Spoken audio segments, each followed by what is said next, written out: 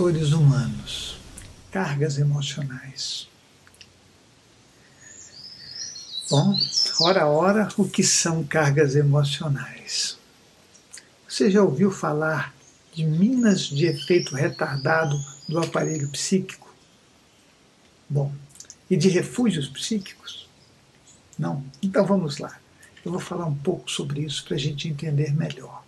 Cargas emocionais são sempre cargas de medo. Durante a nossa vida, acumulamos situações mal resolvidas de maior ou menor sofrimento e que foram geradas devido a algum medo. Essas tensões, que na maioria das vezes não conseguimos dar conta pelo fato de serem conflitos internos, são os gastões das nossas energias emocionais. Só para esclarecer, o medo é o resultado de uma ameaça real ou imaginária que afeta em algum nível a nossa continuidade. O conflito interno é algo que se contrapõe aos nossos desejos. Anota o que eu estou falando. Queremos uma coisa, porém, temos que fazer outra.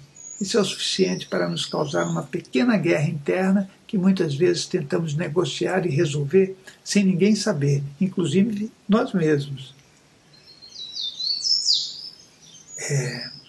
Esse conflito gera uma tensão que não desaparece por decreto.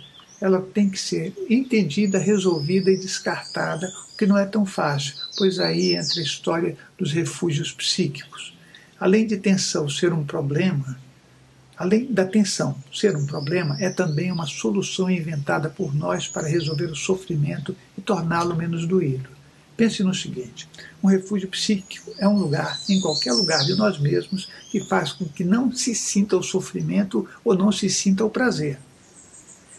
Que conflito, o prazer ou o gozo pode nos trazer dor?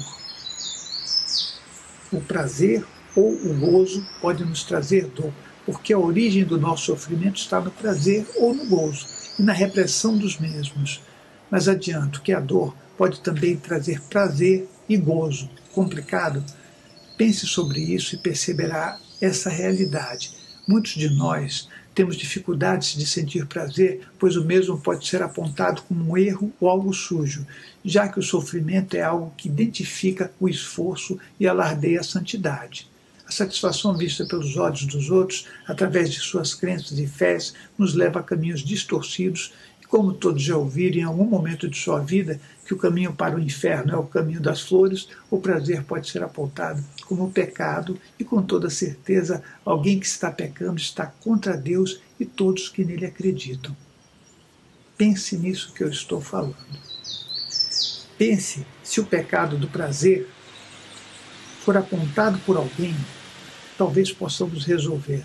Se for apontado por nós mesmos, a coisa fica muito complicada, pelo fato de que obter o perdão de alguém é mais fácil que obter o perdão de nós mesmos.